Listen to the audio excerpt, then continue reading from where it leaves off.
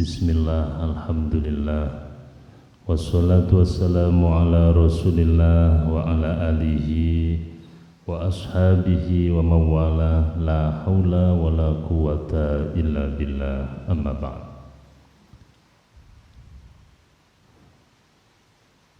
Hadratil muhtaramin, para asatidah, sahibul bait yang saya hormati, ibu-ibu, bapak-bapak, hadirin hadirat jamaah pengajian yang dirahmati Allah Subhanahu wa taala. Puji syukur, alhamdulillah, kita panjatkan kehadirat Allah Subhanahu wa taala dengan setinggi-tingginya. Salawat dan salam kita sanjungkan atas kekasih Allah, Nabi Muhammad sallallahu alaihi wasallam. Kita bersyukur pada Allah pada malam hari ini atas izinnya, walaupun dalam suasana hujan deras, kita semua bisa hadir di majelis yang barokah ini. Para jamaah, mari kita awali acara ini dengan baca sholawat Nabi bersama. Shollu ala Nabi Muhammad. Sallatullah salamullah ala taha rasulillah. Sallatullah salamullah ala yasin habibillah. Sallatullah ala taha rasulillah. Sallatullah salamullah ala yasin habibillah. Ya Allah, kula nyuwun ibadah kula istiqomah. Ya Allah, kula nyuwun sedo kula husnul khatimah. Sallatullah salamullah ala taha rasulillah. Sallatullah salamullah ala yasin habibillah. Ya Allah, kula nyuwun keluarga ingkang barokah. Ya Allah, kula nyuwun putra waya saleh salihah. Ya Allah, kula nyuwun rizki kada halal barokah.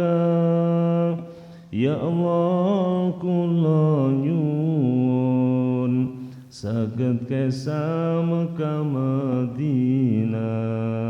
Sallatullah mullah ala taha rasulillah. Sallatullah salamullah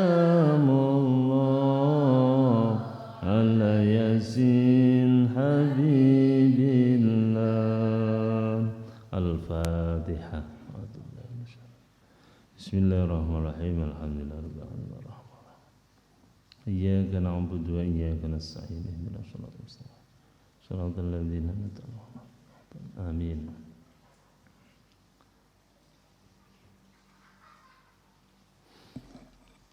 Sampai di mana pelajarannya?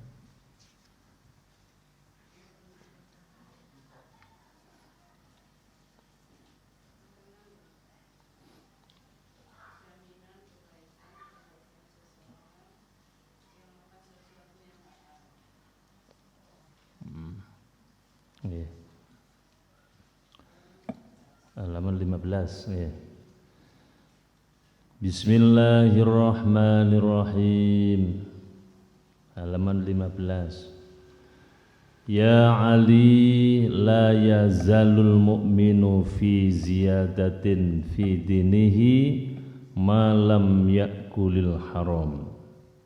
Wa man faraqal ulama'a mata qalbuhu wa ama an ta'atillah.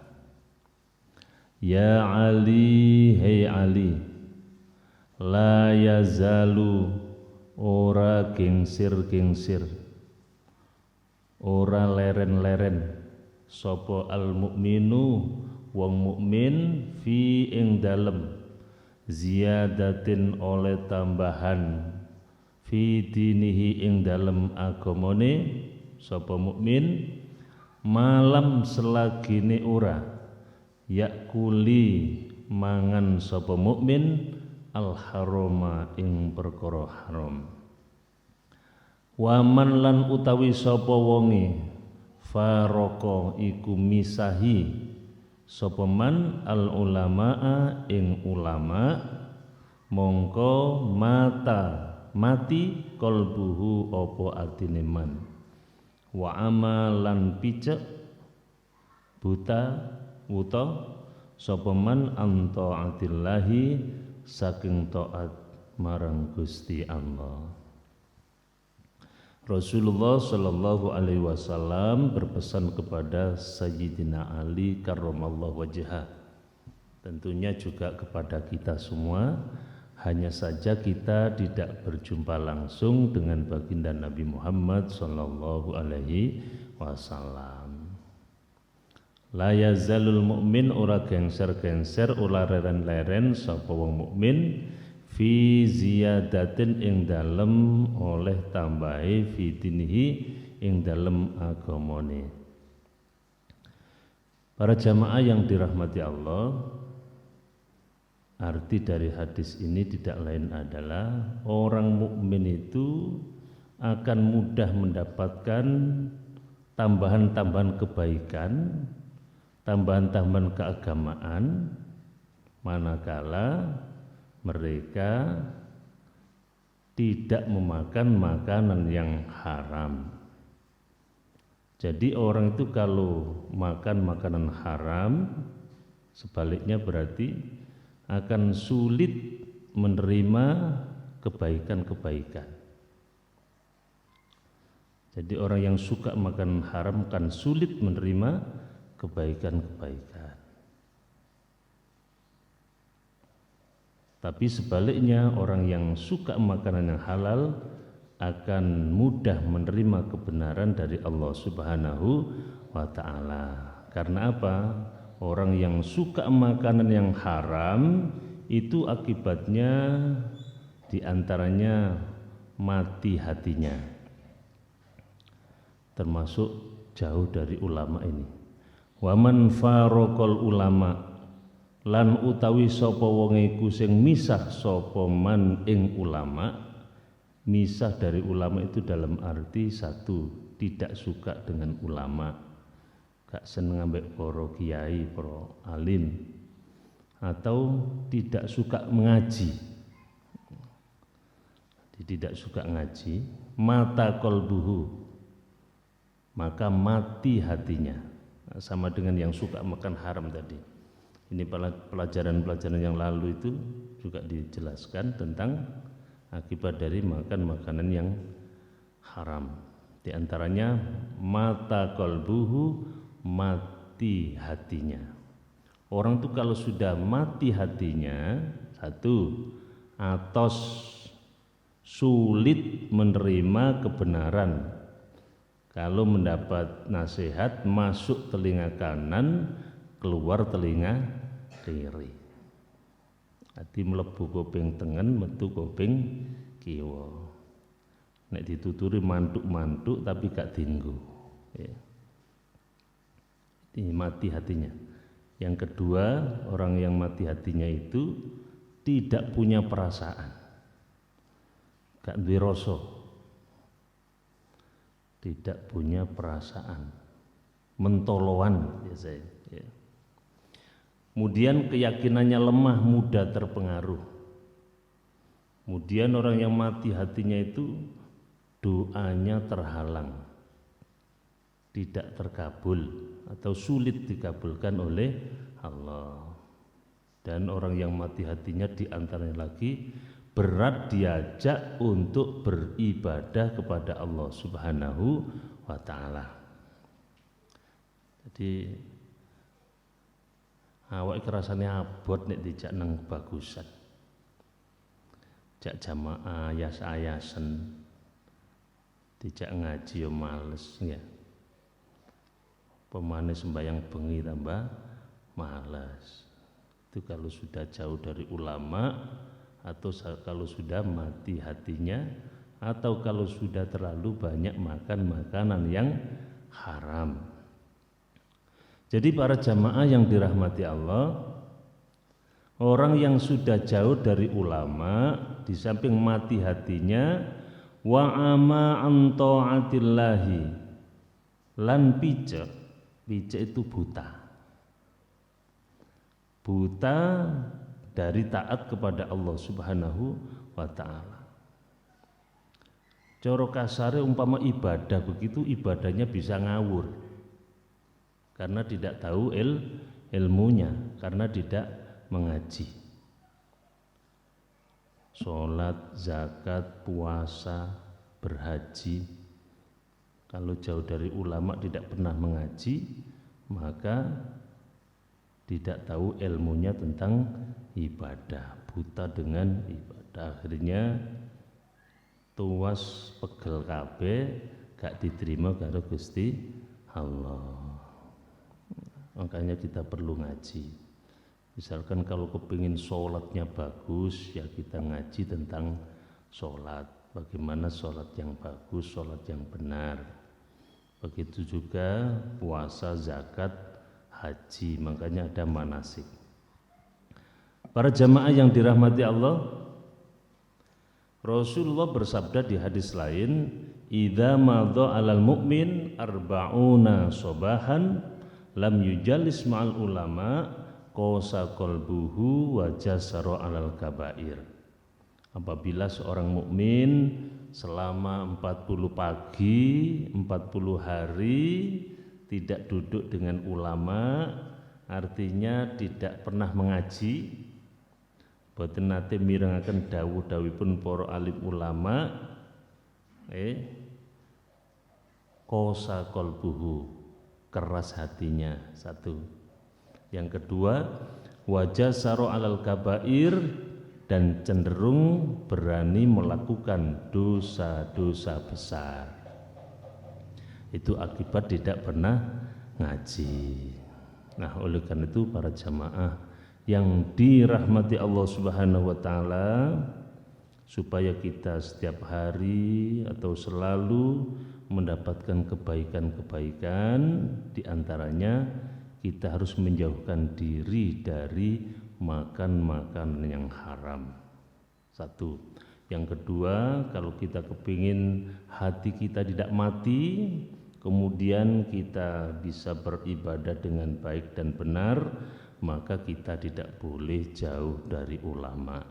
Kita tidak boleh memisahkan diri dari ulama. Artinya kita harus mau mengaji dan mengkaji ayat-ayat Allah dan dawuh-dawuhnya Kanjeng Nabi Muhammad sallallahu alaihi wasallam.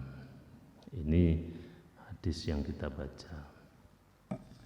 Kemudian berikutnya, bismillahirrahmanirrahim. Ya Ali man qara'al Qur'ana walam yuhilla halalahu walam yuharrim haramahu kana minal ladina nabadhu kitaballahi wara'a dhuhurihim. Ya Ali, he Ali, man utawi sapa wonge qara'al Qur'ana iku maca ing Qur'an, walam yuhilla lan ora napa niki halalke sapa man ing halal, walam yuharrim lan ora ngaromake niku ngoten ora ngaromake haramahu ingkang diharamake Quran, kana mongko ono man minal ladzina iku saking golongane nabadhu wong akeh kitaballahi kang buang sapa alladzina ing kitab Allah waro'a ing burine duhurihim gegere alladzina. Rasulullah berpesan kepada Sayyidina Ali, barang siapa yang membaca Al-Quran kemudian tidak menghalalkan yang dihalalkan Al-Quran, kemudian tidak mengharamkan apa yang diharamkan Al-Quran, maka orang itu sama dengan membuang kitab Al-Quran itu di belakangnya. Jadi dalam arti kita itu kalau sudah membaca Al-Quran kemudian sudah tahu memahami isinya, maka harus kita amalkan. Kalau itu memang diperintah Allah kita laksanakan, kalau dilarang maka kita jauhi. Kalau diperintah di dalam Al-Quran diperintahkan tidak kita lakukan, dilarang malah kita terjang, itu sama dengan membuang Al-Quran. Para jamaah yang dirahmati Allah Subhanahu wa taala. Dari sini kira-kira ada yang ditanyakan Bapak Ibu sekalian? Ada, monggo. Monggo.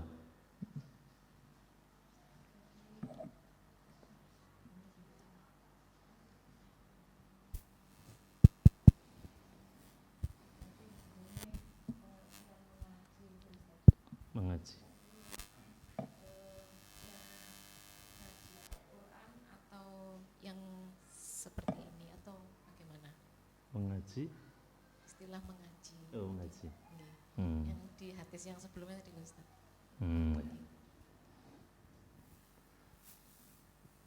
Yang ditanyakan arti mengaji. Itu apakah mengaji Quran, baca, atau kita mengkaji. Oh ya. Para jamaah yang dirahmati Allah, yang dimaksud di sini adalah mengaji itu ya membaca dan memahami artinya. Itu mengaji yang dimaksud di sini. Sehingga tahu yang halal, yang haram. Ini berarti mengkaji. Tidak sekedar membaca tapi memahami maknanya. Kalau sekedar mengaji yang dapat pahala itu aja. Tapi kalau nggak tahu artinya kan iki mang opo iki artinya? Ini maksud. Jadi sini mengkaji. Jadi mengaji itu mengkaji. Ya dibaca, kemudian tahu artinya, dipahami, nah baru diamalkan. Mau mengamalkan atau tidak.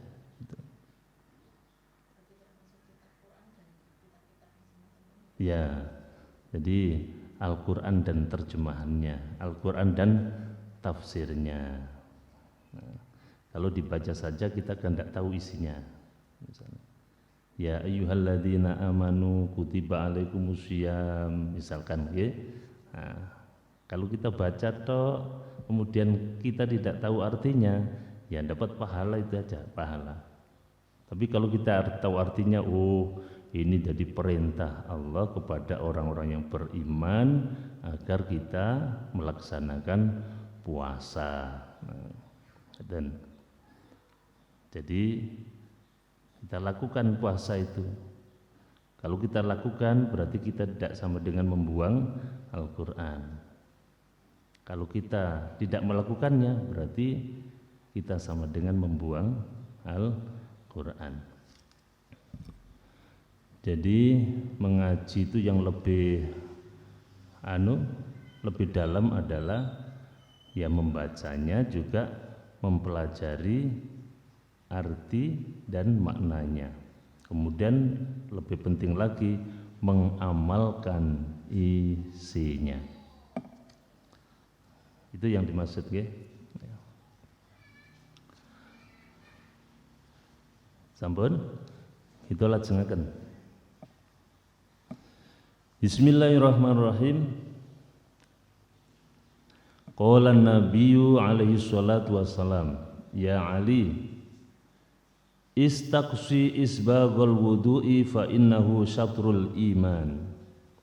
Fa idza tawadda'ta fala tusrif fil ma' fa idza faragta min tuhrin faqra inna anzalnahu fi lailatul qadar min ba'di ghuslil qadami 10 marrat yufarrijullahu hammaka.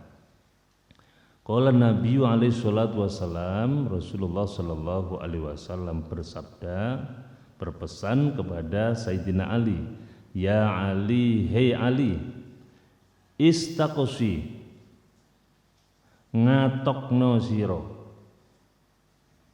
isbaghal wudu'i, ing nyempurnaake wudu, fa innahu mongko setuhune sat isbagh wudu, nyempurnake wudu, syatrul iman, iku separone iman. Fa idza tawadda'ta, mongko nalika wudu sira, fala tusrif, mongko ojo leluwihan sira, fil ma'i, ing dalem gunakake banyu. Fa idza faragta, mongko nalika wis rampung sira, min tuhrin, saking sesuci, faqra, mongko maca sira, inna anzalnahu fi lailatul qadar. Ya, surat napa niku Al-Qadar. Mim ba'di, saking sakwise ghusli masu al-qadamaini, delamaan loro, asra marratin, kelawan 10 ambalan. Yufarrijullahu hammaka, mongko ngilangi sapa Allah ing susah sira. Rasulullah berpesan kepada Sayyidina Ali, istaqsi, ngatokno sira. Ngatokno sira niku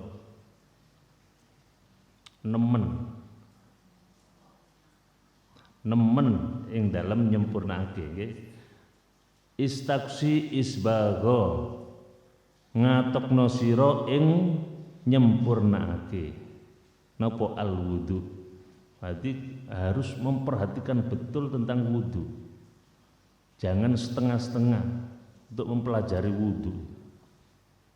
Hati ngatokno, kudu ngatok, harus tahu betul ilmunya wudu. Sebab ini banyak terusannya ini.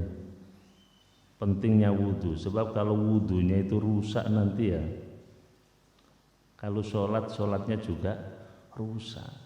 Itu gandengannya di sana. Betapa pentingnya wudu. Jadi ngatokno sira ing dalem nyempurnaake wudu. Fa innahu, mongko setuhune nyempurnaake wudu, satrul iman, itu separone iman. Jadi para jamaah, wudu harus kita perhatikan betul. Kinten-kinten wudu panjenengan pun sempurna napa dereng, Bapak Ibu? Sampun sempurna nggih? Wis pokoke kecupuk. Jadi mari kita perhatikan mulai dari sunnah-sunnah wudu, sebelum wudu, kemudian syarat wajibnya wudu, kemudian batal-batalnya wudu, panjenengan harus tahu nggih. Diurut mawon nggih, diurut mawon ya, jenengan. Sekarang sunnah wudu, ada sunnah wudu itu. Sunnah itu kalau dilaksanakan banyak pahalanya, kalau ditinggalkan tidak apa-apa. Wis gak apa-apa, wis gak usah dilakoni, nggih mboten napa, cuma ndak dapat tambahan-tambahan pahala. Sunnah-sunnah wudu itu, sebelum wudu ada kesunahannya, di antaranya satu, mencuci tangan, jari jemari. Jadi membersihkan jari jemari, terutama mau sholat subuh, itu jari jemari itu harus disucikan. Soalnya waktunya tidur belakrak jari jemari ini. Wopo sing gak dikerapaki. Jadi sebelum wudhu itu panjenengan diupayakan sunnah wudhu dilakukan. Nah, kalau ada keran ya. Nah, ini kemudian berkumur. Ya. Setelah berkumur, kemudian memasukkan air ke hidung. Nah, itu jenenge napa niku? Bener? Nggih. Disenggruk tapi mboten nemen-nemen. Nek udah mlebu panas. Tapi tidak apa-apa itu. Bisa menghilangkan penyakit ngeluh. Ya. Itu ada hikmahnya. Disengrokno sampai panas itu ya bisa menghilangkan penyakit pusing. Jadi disunahkan Rasulullah begitu. Jadi supaya satu dosa-dosa dari ujung jari jemari kita disucikan Allah. Kemudian kalau kita berkumur juga begitu, nah, kotoran-kotoran di mulut kita dibersihkan. Ya. Syukur-syukur gosok gigi tambah bagus lagi. Dikhawatirkan kalau tidak begitu habis makan terus langsung sholat, ya, kok selilitan. Hati sembahyang boleh selilit aja kadang. Ya. Kemudian masuk hidung. Nah itu adalah sunnah sebelum wudhu. Ini kadang-kadang kita tidak melakukan, gimana betul? Sampai sering melakukan atau sering meninggalkan? Apa mana waya gopo wis gadek ngunu-ngunuan gitu. Nah, kesuwen gitu ya. Ya memang sunnah. Jadi kalau dilakukan berpahala, kalau tidak dilakukan tidak apa-apa. Kemudian sunnahnya lagi melafadzkan niat. Nawaitul wudu'a li raf'il hadatsil asghari fardhal lillahi ta'ala. Untuk apa? Memantapkan hati, memantapkan niat. Dan niat itu dibersamakan dengan membasuh muka. Jadi itu lafadznya, walaupun tidak dilafadzkan tidak apa-apa. Saya berniat wudhu menghilangkan hadas kecil karena Allah.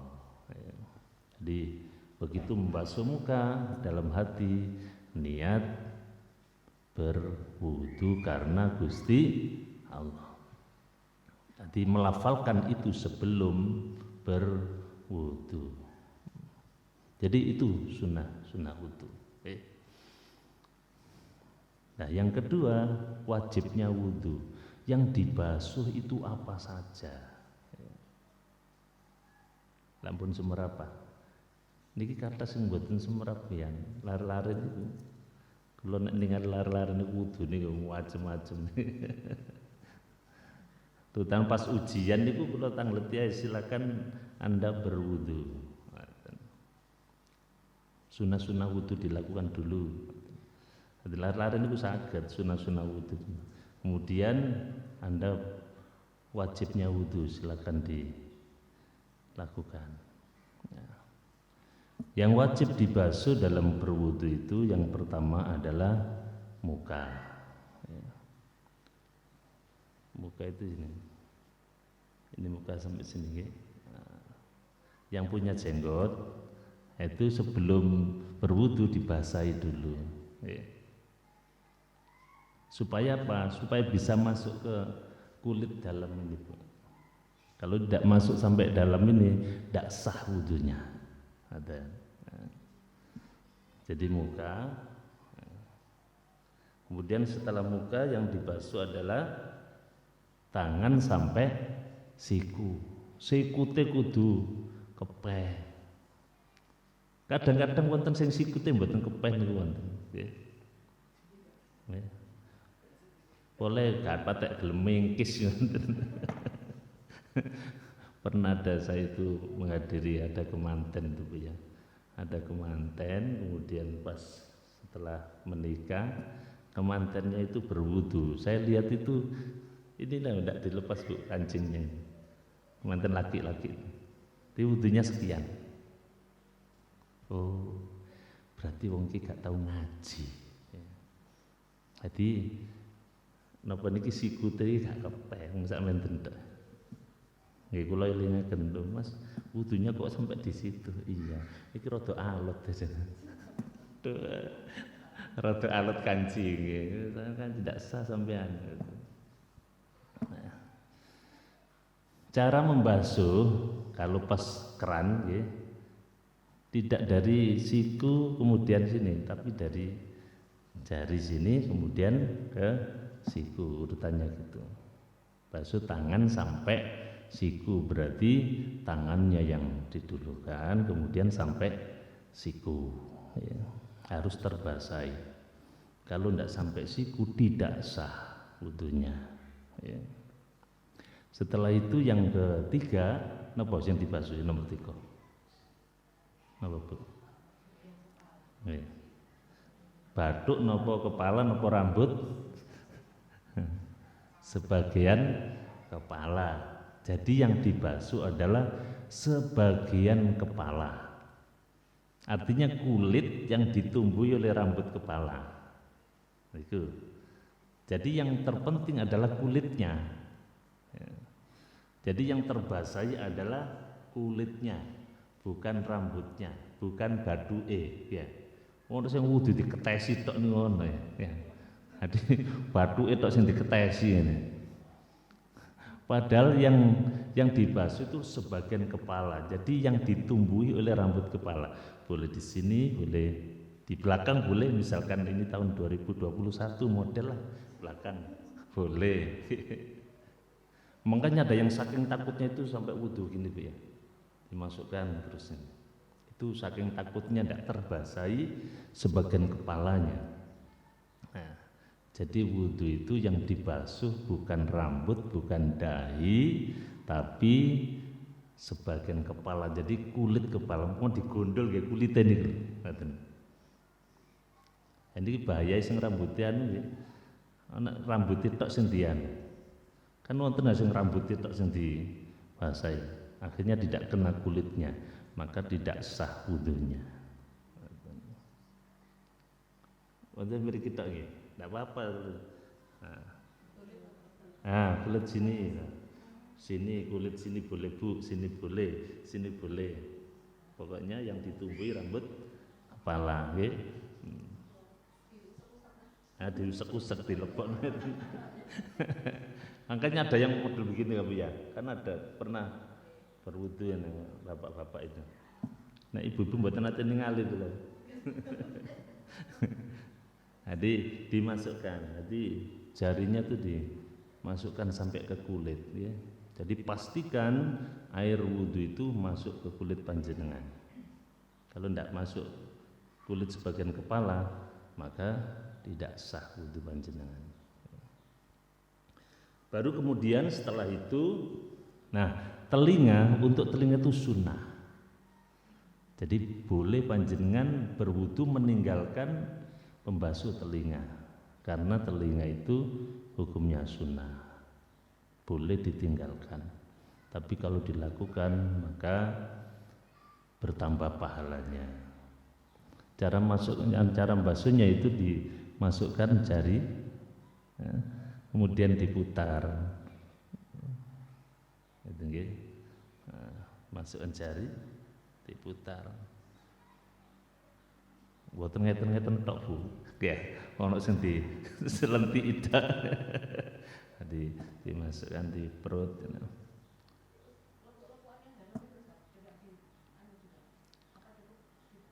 Ya, cukup itu aja, cukup. Nggih, nggih. Cukup itu aja ya. Kalau anu di luar wudu saja 3% itu ya. Ya boleh lah misalkan boleh saja wong sunnah. Okay. Jadi boleh. Jadi misalkan ketinggalan tidak apa-apa. Misalkan lekuk-lekukan tidak terbasahi tidak apa-apa karena sunnah. Jadi nek sampean kepengin cepet wis wudu gathik kuping wis. Mulai tahun baru gathik kuping. Jadi membasuh telinga itu hukumnya sunnah. Boleh ditinggalkan. Nah, baru yang terakhir yang wajib kita basuh adalah kaki sampai mata kaki. Ya. Jadi membasuh kaki sampai mata kaki. Di atas mata kaki bagaimana? Sampai lutut bagus. Di atas lutut ke PKB. Ya tidak usah, hati cukup sampai mata kaki. Jadi membasuh kaki hingga mata kaki. Kita basuh dengan sempurna, berarti wajibnya wudu sudah kita lakukan. Understand? Nah, itu diantara sunnah wudu dan wajibnya wudu. Nah, kemudian ada yang membatalkan wudu. Nah, kita harus tahu apa yang membatalkan wudu. Karena wudu kita itu bisa rusak. Kalau tidak pernah ngaji tentang yang membatalkan wudu, maka kita tidak tahu apa sih yang membatalkan wudu yang bisa merusak wudu. Di antaranya di dalam kitab Sulam Safina itu dijelaskan yang membatalkan wudu itu di antaranya satu, keluarnya sesuatu dari depan dan belakang kecuali air mani. Jadi keluarnya sesuatu dari depan dan belakang kecuali air mani. Sesuatu dari depan itu apa saja? Ya pada umumnya adalah air kencing. Air kencing. Kalau dari belakang kotoran BAB pada umumnya.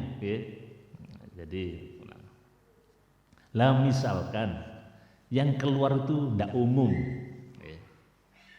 Biasanya itu yang keluar depan itu air kencing. Ini sprit. Umpama loh Bu ya. Umpama sprit sungguhan gitu loh Bu. Ya napa? Lah ini kan enggak biasa gitu. Nah, jadi di sini dijelaskan keluarnya sesuatu dari depan dan belakang kecuali mani. Kalau mani enggak apa-apa.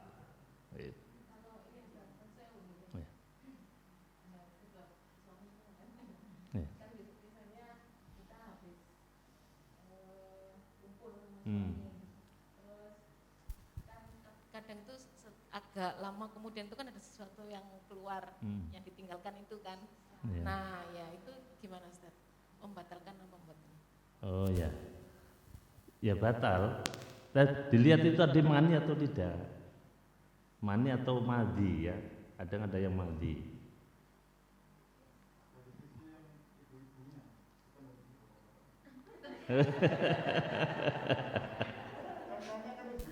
Horor ini Ustaz.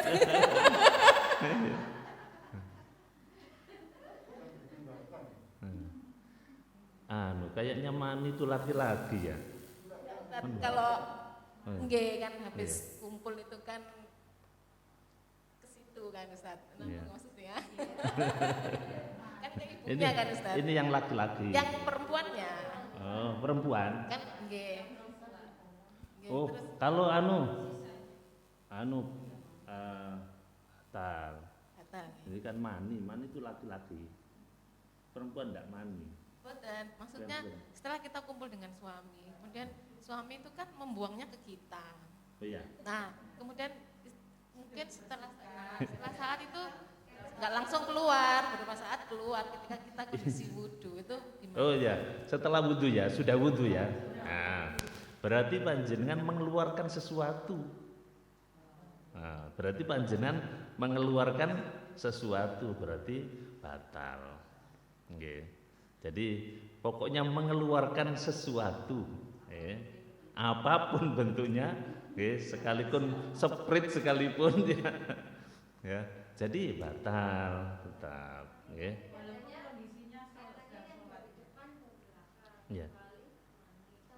Kalau dari depan, ya. Kalau ini berarti laki-laki ini Untuk mani itu laki-laki. Ya. Kalau perempuan kan enggak mani perempuan. Bukan. Jadi berarti enggak masuk sini. Enggak masuk bahasan kitab. Berarti tetap batal. Okay. Nah, jadi kalau tetap batal. Mani itu biasanya dari laki-laki karena kenikmatan yang puncak. Okay. Keluarnya karena kenikmatan yang puncak. Jadi kalau perempuan tetap batal, ya, tetap batal sesuatu yang keluar dari situ apapun, ya. Kalau perempuan, ya. Jadi dalam kitab ini yang dibahas adalah mani, berarti cenderung ke laki-laki. Ya. Ya. Ada yang tanya ke saya kemarin seperti ini, jadi ibu itu sering kali itu kentut, tapi itu diakibatkan karena sebelumnya itu beliaunya operasi, kemudian tidak tahu setelah itu sering kali kadang sholat tuh sampai 4 kali batal tuh ya 4 kali wudhu. Itu gimana? Kemarin mau nanya ke jenengan terus sekarang beliaunya tidak ada. Caranya disegerakan. Jadi kalau mau sholat ya, jadi wudhu terus cepat sholat. Jadi caranya disiasati begitu. Jadi kalau mau sholat, jadi jaraknya wudhu dengan sholat itu tidak boleh lama-lama. Masuk gak kuat maksudnya. Jadi makanya kalau mau sholat, jangan terlalu lama antara jarak wudhu dengan sholat. Kan itu butuhnya untuk sholat, ya. Jadi kalau mau sholat, wudhu langsung sholat, cepat sholat.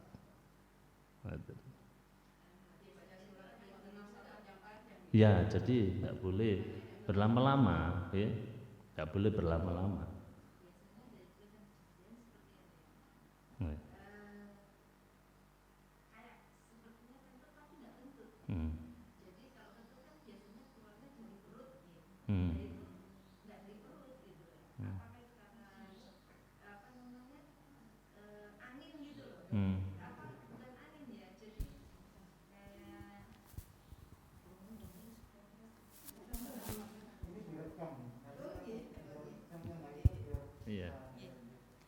Jadi kadang-kadang itu ada yang kayak angin tapi bukan angin gitu.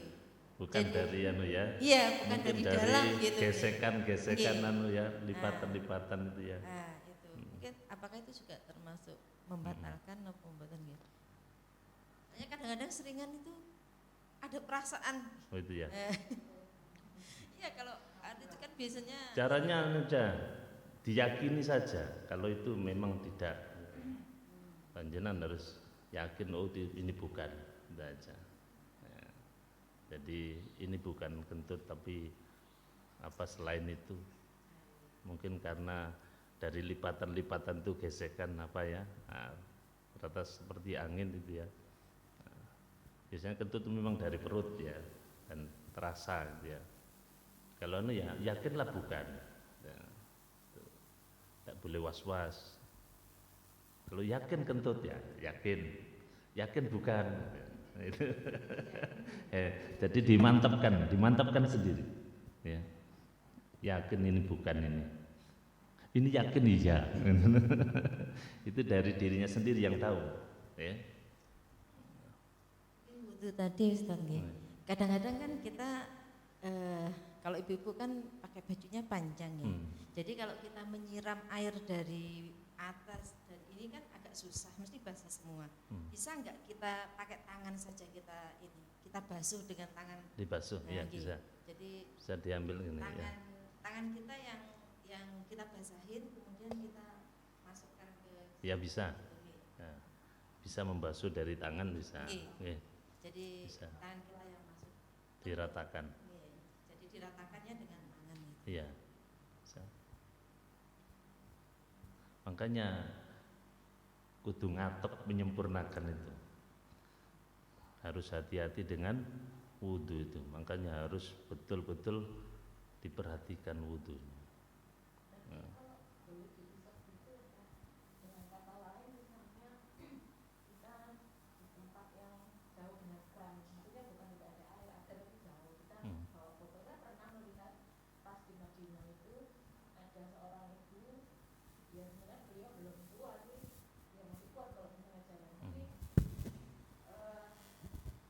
Ibu itu bawa botol aqua gitu di dalam masjid, kemudian menata kayak anduk-anduk itu di depannya, kemudian dia wudu dengan air itu.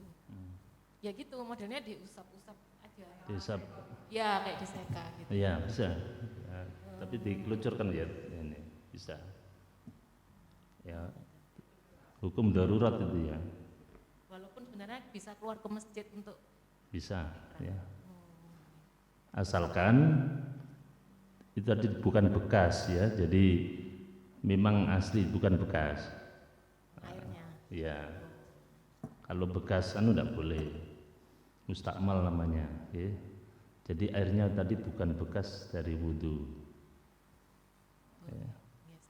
Tapi yang lebih afdol itu ya langsung air baru diratakan dengan ini Bu ya, itu yang paling afdol ya. Jadi air baru ini yang meratakan, itu yang afdol.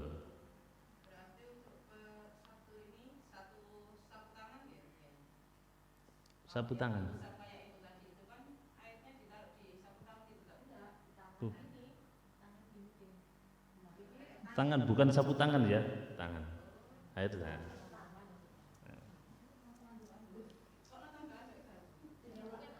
Airnya supaya mungkin supaya tidak melebar berarti ya. Berarti itu yang wudu dengan satu gelas aqua itu berarti yang kalau kita wajibnya saja berarti bisa ya Ustaz ya seperti itu. Ya diperkirakan cukup. Kayaknya tidak cukup kalau 1 liter mungkin bisa. Kayaknya tidak cukup kalau botol kecil. Udah cukup kayaknya. Ya kita harus hati-hati lah Bu ya. Ya, oke. Oke.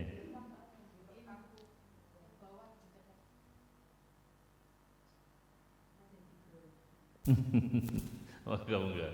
Ustaz, mungkin perlu diperjelas lagi untuk yang tata cara wudhu yang di tempat terbuka untuk perempuan, karena kan yang diajarkan tadi lebih cenderung ke di tempat tertutup ataupun laki-laki, apalagi yang tadi disampaikan sama Bu Kirin tadi kan dengan membasuh tangannya itu tadi kan dengan mengusap itu mungkin salah satunya seperti itu. Cuma saya pernah pas waktu ngaji itu ada yang bukan dengan Ya. Ya. tapi dengan membasuh bajunya itu ada juga yang misalnya kalau rambut itu ya membasahi bajunya gitu. Terus apalagi juga untuk laki-laki itu kalau misalnya merasa sudah bersih untuk membasuh kaki cukup membasahi dengan sepatunya kayak gitu. Seperti itu. Mohon maaf Ustaz, saya memang belum. Iya. Untuk hadisnya belum jelas, mungkin bisa dijelaskan.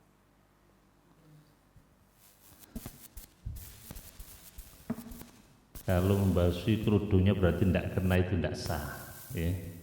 Jadi membasuh sebagian kepala berarti ya kulitnya itu, misalkan basuh berarti ya harus basah itunya sampai menembus. Kalau sampai menembus, airnya harus sampai menembus. Lalu itu namanya mengusap jilbab sama mengusap itu berarti. Jadi membasuh sebagian kepala ya berarti terkena itunya. Ya. Kalau ini misalkan ya harus basah sampai tembus. Boleh misalkan basah sampai tembus. Itu. Nah, iya makanya. Makanya harus hati-hati itu, okay? Jadi tidak boleh ini basuh kainnya berarti ini, ya. Jadi silakan tapi tembus ini misalkan airnya. Misalkan ini boleh sampai tembus. Dan jadi kalau sini ya sampai terkena kulitnya sebagian kepala. Jadi tidak bisa di ya.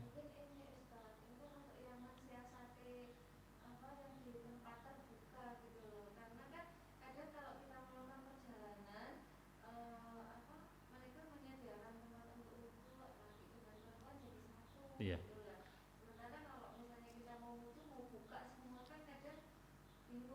Iya. Tidak apa-apa kan sama-sama perempuannya. Kan ada tempat sendiri kan.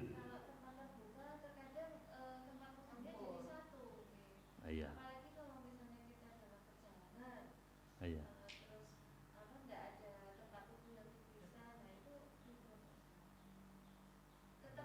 Iya, tetap. Makanya laki-lakinya ojo ndelok. Ini tempat perempuan. Itu. Yang dosa sing ndelok.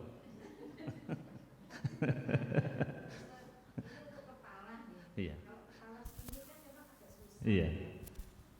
Iya. Kalau untuk kepala kalau pakai jilbab itu kan agak susah ya. Kalau kita ngambil belakangnya begini gimana? Boleh. Boleh. Yeah. Jadi mungkin lebih enak ya ibu-ibu ya. Kalau kepala ininya agak susah. Nah kita masuk aja ke sini kan diusap dengan boleh. Jadi yang gitu, ditumbuhi ya tumbuh rambut tapi di belakangnya ya, gitu. Jadi boleh di belakang. Boleh. Ya. Makanya kadang-kadang bingung ini.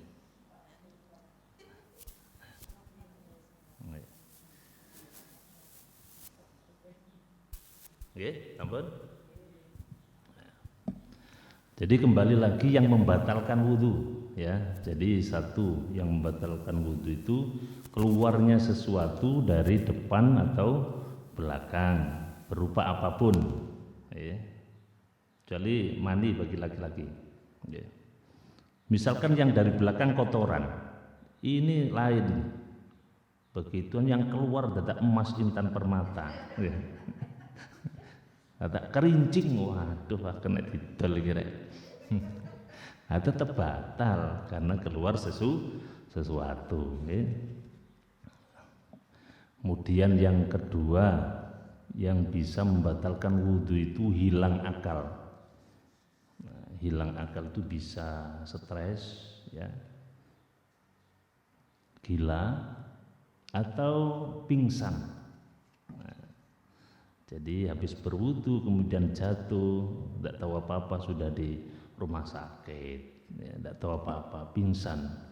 Berarti itu batal wudunya. Ya. Tertidur. Nah. Ya.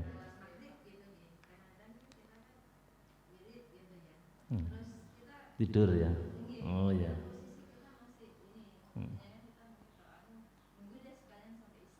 Udah. Terus tertidur.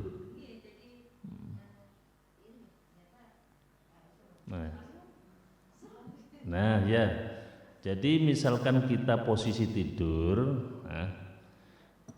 tidur yang tidak membatalkan, ada tidur yang tidak membatalkan, dan ada tidur yang membatalkan. Tidur yang tidak membatalkan adalah posisi pantat itu pas dengan duduk. Jadi tidak mungkin untuk buang angin. Ya. Jadi posisinya duduknya itu plek. Ya. Misalkan sampai pas plek kok tidur, ya, wiritan sampai turu.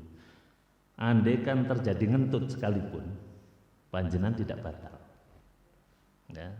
Andaikan ngentut tidak batal, asalkan tidak tahu. Kecuali kalau sebelahnya bilangin, kowe mau ngentut, nah itu baru batal. Ya.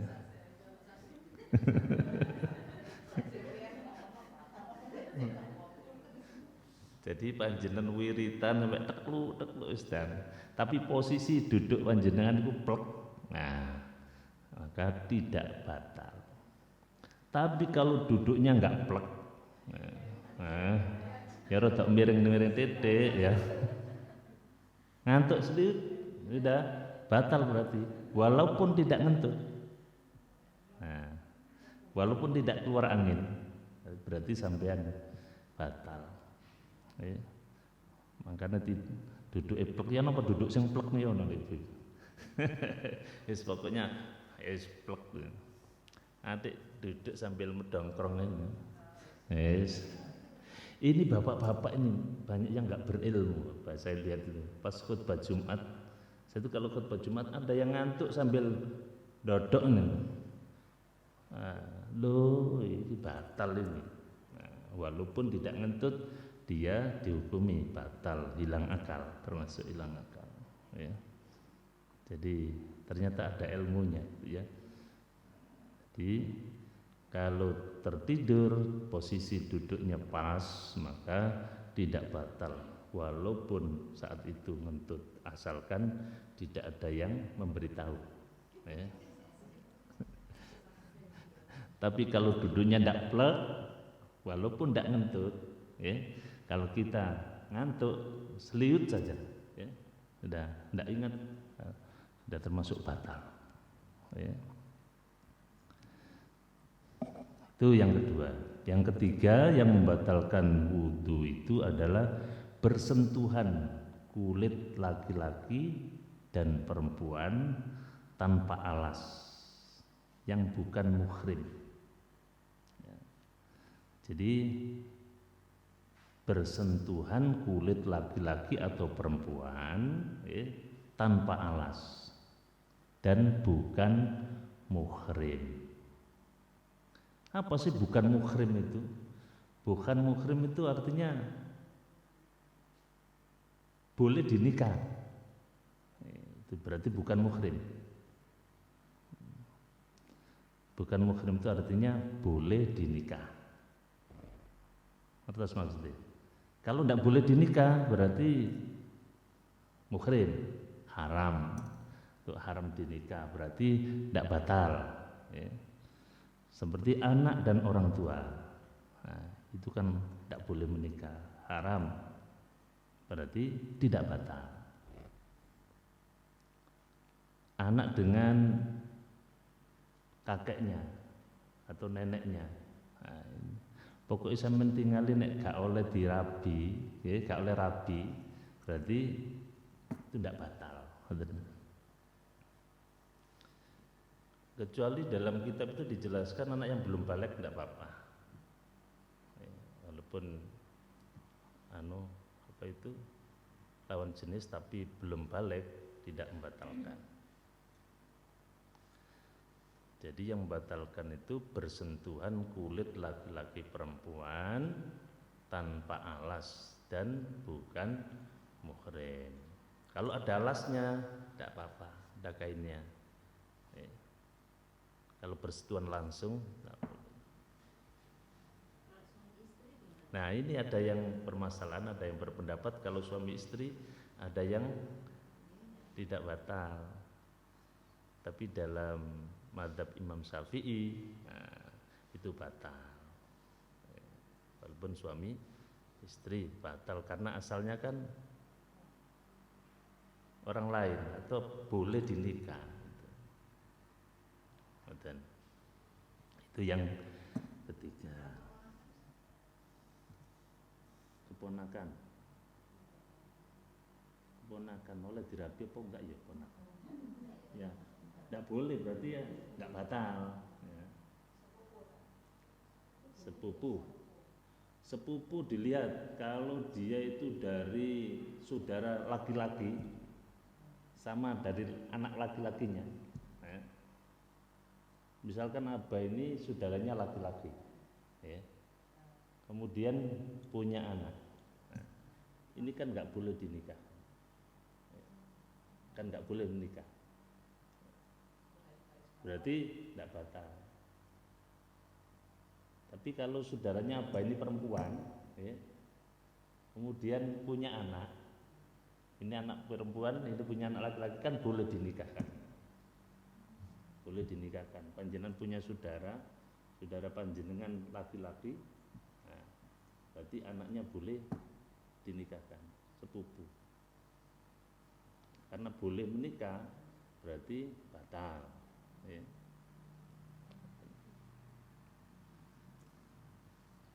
Pokoknya ditinggali, oh ini boleh menikah, hukumnya berarti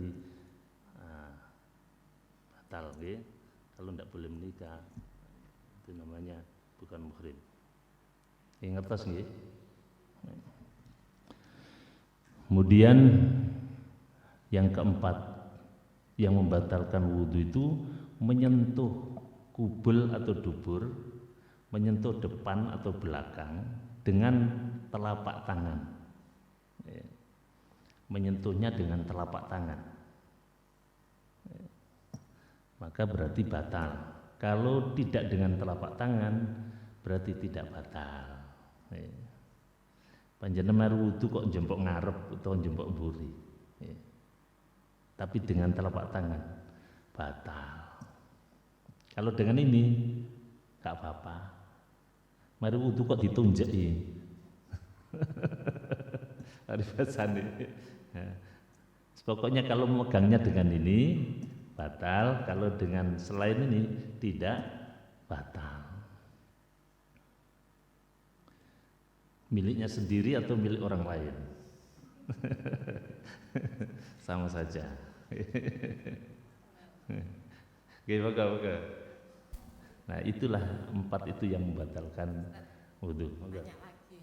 Jadi yang dimaksud kubul atau dubur itu kan saya bagian-bagian yang mana, apa lubangnya saja atau semua area itu, batas-batasannya? Oh, batas-batasannya.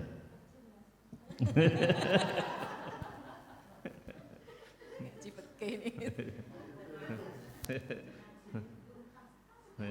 Kupas tuntas iki ya.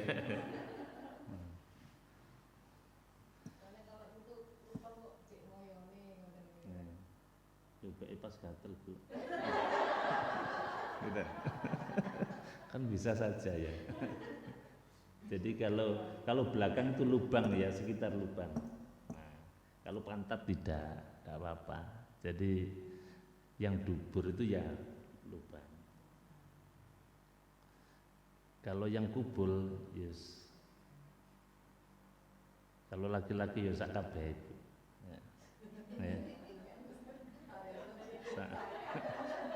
Sak mimis bareng padha. Itu ya. Korban itu ya. Ya. Pokoknya kita harus hati-hati ya. Kalau tahu ilmunya kan enak, ya. Kalau nggak tahu ilmunya kan sembarang. Oh gatel wis ngawur ae. Nah, kalau sudah tahu ilmunya gatel ya wis ya ndak menggunakan ini.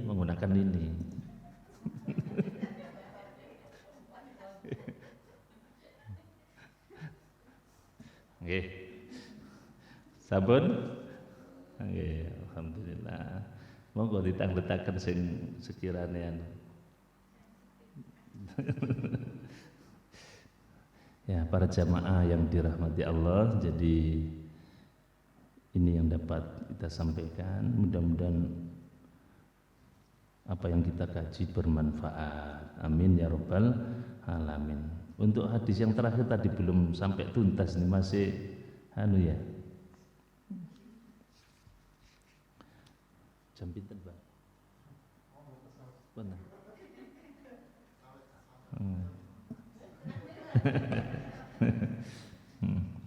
Ya, hadis berikutnya terusannya itu ya, kalau berwudu jangan berlebihan menggunakan air. Pesan Rasulullah Sallallahu Alaihi Wasallam. Jadi kalau wudu jangan boros dengan air. Jadi secukupnya saja. Iya, kalau di Sidoarjo ini banyak air ya, berlebih. Coba di tempat yang kekurangan air. Jadi kalau berwudu jangan berlebih-lebihan. Cukup kalau sudah rata ya sudah cukup. Kadang wudu ada yang basuh muka, masalah. Ada wudu gak mari-mari itu banyak juga. Jadi enggak. Ada yang kurang mantep, masya Allah, entek bisa jeding. Ya. Kemudian setelah berwudu, nah ini diperintahkan untuk kalau bisa membaca surat Al-Qadar, Inna anzalna fi lailatul qadar sampai akhir 10 kali. Nah, 10 kali. Nah, kalau mau, kalau enggak ya enggak apa-apa. Manfaatnya apa ini? Yufarrijullahu hammaka, akan dihilangkan kesusahan-kesusahan. Nah, tidak bakal susah. Nah, gitu ya. Oh iya, di tanggal tua itu ya kalau bisa. Cek gak susah gitu ya. Oke. Jadi hikmahnya kalau kita baca Al-Qadar ini 10 kali setelah wudu, maka akan dihilangkan kesusahan-kesusahan kita. Kita selalu digembirakan oleh Allah Subhanahu wa ta'ala. Duit-duit akeh gembira, gak duit-duit ya.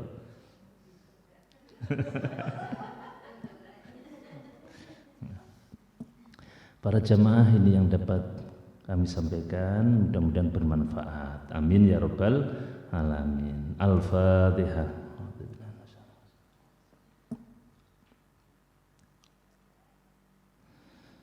Bismillahirrahmanirrahim. Allahumma salli wa sallim wa barik ala sayyidina Muhammad walhamdulillahi rabbil alamin. Allahumma inna nas'aluka ilman nafi'a wa rizqan halalan wasi'a katsiran mubaraka wa amalan mutaqabbala.